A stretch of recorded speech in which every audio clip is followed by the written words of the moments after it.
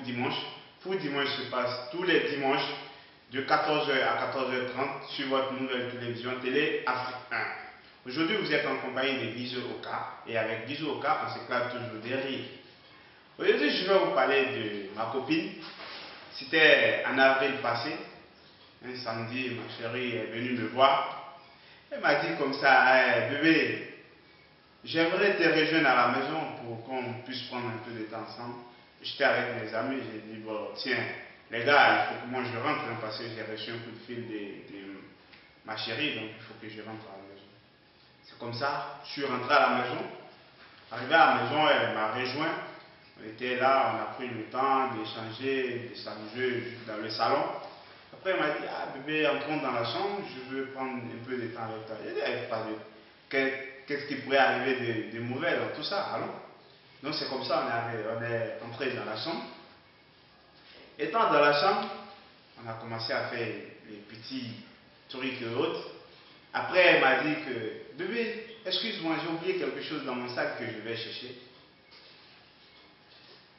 Elle est sortie, arrivée au salon, elle a fermé la porte de la chambre. Elle m'appelle sur mon téléphone en me disant, bébé, s'il te plaît, c'est poisson d'avril. J'ai dit, mais non, bébé, tu ne peux pas me faire ça. Tu sais très bien que le Bakary, lui, il ne connaît pas poisson d'avril. Hein. Lui, quand il est comme ça, il attend. Tu ne peux pas me faire ça, bébé? Non, pas ça. Bakary ne connaît pas poisson d'avril.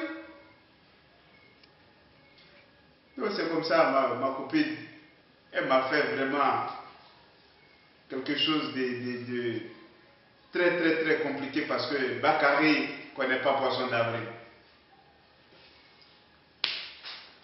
Bref, ça c'était avec ma chérie.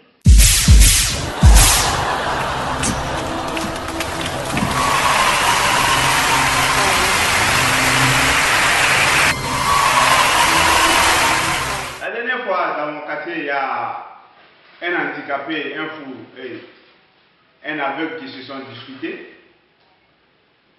On dit, mais comment un handicapé et un aveugle peut se disputer?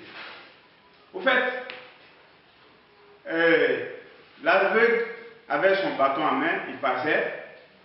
Vous savez, à chaque fois, il pointille son bâton qui lui sert de guide.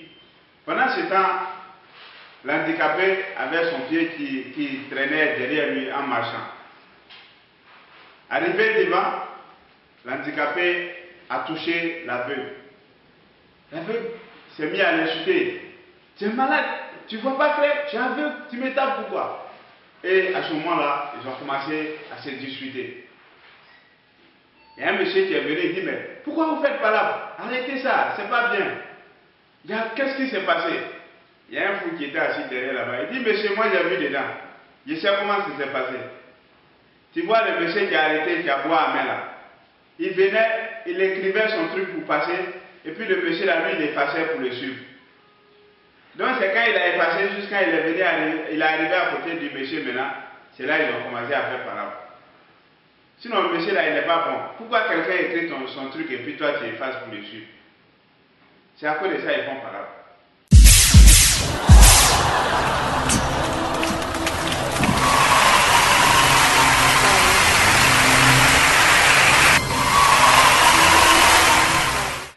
Un groupe de voleurs qui opèrent dans un quartier, ils sont tellement spécialistes que chaque fois qu'ils vont pour opérer, ils mettent un de leurs amis dans un carton, ils l'introduisent dans la boutique où ils doivent voler, et la nuit, ces derniers-là volent tout ce qu'il y a à prendre dans la boutique. Ils ramassent tout ce qu'ils doivent prendre, le lendemain, ils le font sortir. Mais malheureusement pour eux, un jour, ils ont mis leur ami dans un carton. Ça, c'était au marché. Ils ont mis le gars dans le carton, ils l'ont introduit dans la boutique. Malheureusement, en pleine nuit, la boutique a pris feu. Donc, imaginez un peu, le petit volet il est couché dans le carton. Donc, c'est comme ça, le volet il est parti en fumée. Ce jour-là, il n'a pas pu s'enfuir, mais il est parti en fumée. Donc, c'est pas partout au vol. Les gars, par rapport à, à leur technique, ils sont partis dans leur technicité.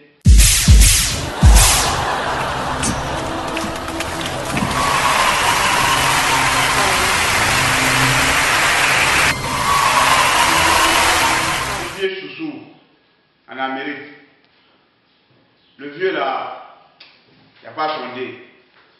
Il prend l'avion en Guinée, il descend aux États-Unis. Arrivé là-bas, il a commencé à se promener dans la ville. Il a vu des immeubles qui étaient arrêtés. Il a regardé. Il dit, hé, Djigombara, Rakoula. Il regarde. Il a vu un Américain qui passait. Il a demandé à l'Américain, ah, c'est pour qui ces étages-là? L'Américain était arrêté. Il a dit, oh, I don't know. Il est passé. Arrivé un peu devant, le vieux, il a vu des gens qui étaient en train de danser. Vous savez, chez nous en Guinée, on aime danser, on aime tout ce qui est joie. Il arrive là, les gens sont en train de danser à un mariage.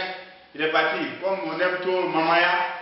Il est allé, il a commencé à danser avec les gens. Il demande à un Américain, mais qui se marie ici? Et puis, c'est intéressant comme ça. L'Américain lui dit, I don't know. Le vieux s'est arrêté, il dit, hey, I don't know, là, il a l'argent, oh. Il a construit un étage là-bas, il est marié ici. Il s'est marié ici encore. Il a l'argent. Il marche, il arrive un peu devant, il y a un funérail. Vous savez, funérail des Blancs, c'est pas comme funérail des Africains. Mais tout le monde est bien habillé, ils ont les mouchoirs à main. Il demande à un Américain, ah, qui est mort ici? L'Américain lui dit, I don't know. Ah, quand l'Américain a dit I don't know, le vieux a mis sa main sur sa tête. Vous savez, chez nous en Afrique, nous on aime pleurer. Oui! Il dit, mais comment I don't know peut mourir? I don't know qu'il avait l'argent, il a construit l'étage. I don't know s'est marié là-bas. Je viens ici, I don't know est mort ici. Hey, I don't know. Pourquoi I don't know peut mourir? I don't know. Blanc n'aime pas pleurer dans le funérail. C'est dans ces pleurs-là qu'ils l'ont rapatrié à Conakry. Depuis, il est arrivé à Conakry. Même s'il y a décès ici, il ne pleure pas. Parce qu'il ne veut même pas qu'on le rapatrie au sud de la Guinée.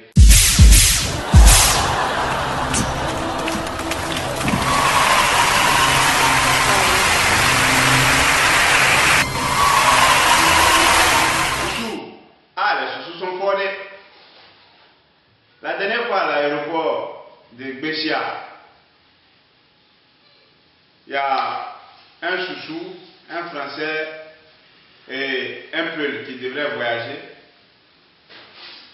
Arrivé à l'aéroport, le chouchou était assis, il y a un génie qui est arrivé. Quand le génie est arrivé, il dit, mais attendez, vous n'allez pas voyager ici. Si vous voulez voyager, il faut qu'on passe à un test. La personne qui réussit devient milliardaire. On dit, ok, allons-y. Le génie dit, mais attention, celui qui échoue mourra. Vous savez, derrière Bessia, il y a un marigot là-bas. Ils sont allés au bord du marigot. Le génie dit, bon, jetez quelque chose dans l'eau. Si je retrouve, la personne va mourir. Si je ne retrouve pas, cette personne-là deviendra riche, aura tout ce qu'il désire dans sa vie. Ils arrivent là-bas, ils ont dit à un blanc, au blanc, eh monsieur le blanc, c'est vous. Le blanc, il prend un aiguille et puis il jette dans l'eau. Le génie, il plonge dans l'eau, il tourne, il tourne, il tourne, il sort sa tête. Le blanc dit, mais attendez, génie, vous pensez que vous pourrez retrouver ça? Vous n'allez pas retrouver ça ici, hein? Le génie est descendu encore dans l'eau. Tournez, tournez, dès qu'il a sorti la tête de l'eau, il a retrouvé l'aiguille. Sur le champ, le blanc est mort. On dit, monsieur le Peul, c'est à ton tour. Le Peul, il est venu s'arrêter, il dit, Mimi Maï, Mimi Maï. Il a pris un grain de riz, il a jeté dans l'eau. Le génie est rentré, il a tourné, tourné, tourné. Il ne voit pas le grain de riz. Il a tourné, tourné, tourné, tourné, tourné. Il ne voit pas le grain de riz. Il est descendu encore. Il est ressorti avec le grain de riz dans sa main. Le pelle est mort. Ça reste le soussou. Le soussou est arrêté. Il a réfléchi. Il ne sait pas qu'est-ce qu'il va faire. Il y avait son frère qui était malade. Il est parti derrière son frère. Il est parti prendre un des ferragans. Il dit, j'ai dit, ah, faut pas regarder ici. Moi, je vais jeter pour moi là dans l'eau. Il a déposé les ferragans dans l'eau. Quand il a mis les ferragans dans l'eau, quelques minutes après, le médicament a fini de fondre. Le comprimé a fini de fondre. Le génie plonge dans l'eau. Il rentre, il ressort. Il rentre, il ressort. Il rentre, il ressort. Ça ne va pas. Le génie rentre, il ressort. Il n'a pas trouvé. Il dit, voilà. Génie, tu n'as pas dit que tu es intelligent. Moi, je suis plus intelligent que toi. Le génie dit, mais c'est quoi tu as mis dans l'eau? Il dit, tu n'as pas dit que tu es génie. Il faut trouver. Ça, c'est un ferragan. Dernier comprimé de mon frère malade à la maison. Si tu as retrouvé ça, mon frère va mourir, moi je vais mourir. C'est toi, génie, qui vas mourir aujourd'hui. Le génie est mort. Et le vieux Soussou est devenu très riche. Aujourd'hui, il travaille à la présidence. Il a tout l'argent du monde.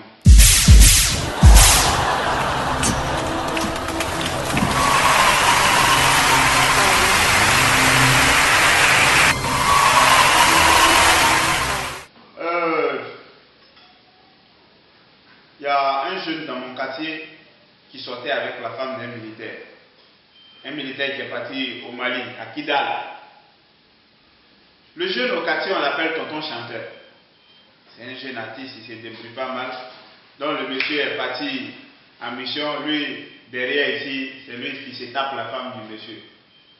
Le monsieur étant au Mali, vous savez, chaque personne a ses bons petits. Hein? Donc le monsieur, ses bons petits l'ont appelé, mais douane, il y a quelqu'un qui touche ta femme au quartier. Hein? Il dit, mais comment il s'appelle, que tonton chanteur? On dit, ok, je reviens au pays. Le monsieur a pris la permission au Mali, il est revenu au pays. Quand il est arrivé, vous savez, les enfants, il y a des enfants qui savent mentir, il y a d'autres aussi qui savent dire la vérité, ils ne savent jamais mentir. L'enfant, tous les enfants de la dame connaissent tonton chanteur. Il venait toujours à la maison, donc les enfants l'appelaient tonton chanteur. Le monsieur descend de sa voiture. Pendant ce temps, tonton chanteur partait acheter de la tété. Il avait son assiette à main. Quand les enfants l'ont vu, eux, ils aiment l'appeler tonton, ils l'appellent habituellement tonton chanteur. Le monsieur l'a appelé et dit, ah, jeune homme, s'il te plaît, viens. Je suis revenu du front. On m'a dit qu'il y a un jeune qui cherche ma femme du nom de tonton chanteur. C'est lui que je suis venu chercher actuellement. Et c'est tonton chanteur que je suis venu tuer comme ça. Ah, le jeune est arrêté. Il voit un enfant de la dame venir. Pendant que tous les jours, les enfants l'appellent tonton chanteur. Il sait que s'il s'arrête là, ses funérailles sont plus loin.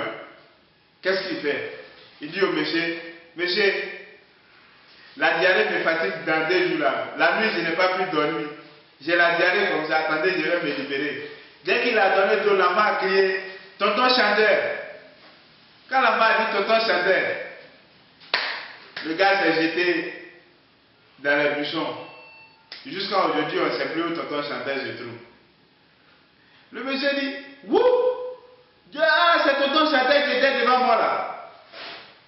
Il a commencé à pleurer. Ouh, j'ai raté tonton chanteur. Quelqu'un j'étais venu chercher pour tuer. C'est lui, j'ai raté comme ça. Dieu. Tonton chanteur, jusqu'à présent, on ne sait plus où il est.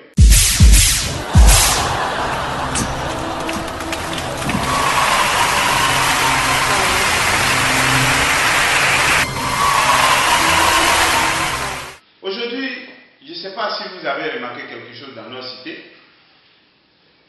Le Guinéen, il est devenu Amandi Aladji.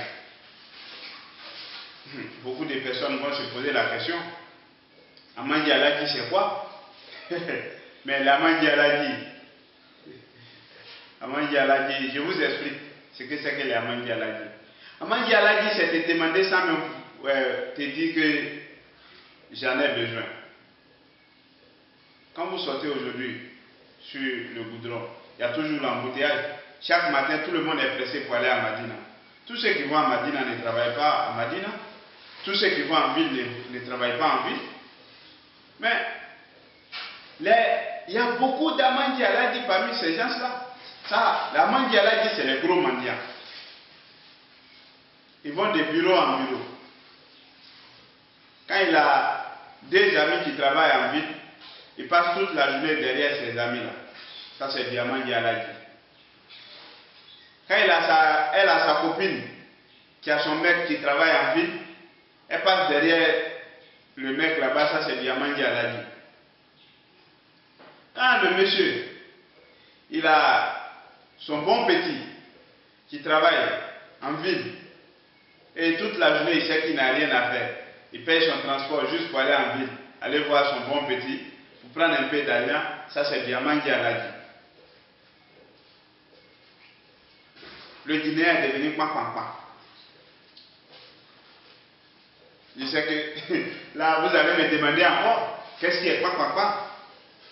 Mais pam, c'est le comportement de tous les Guinéens, de nous Guinéens aujourd'hui. Nous sommes devenus pam.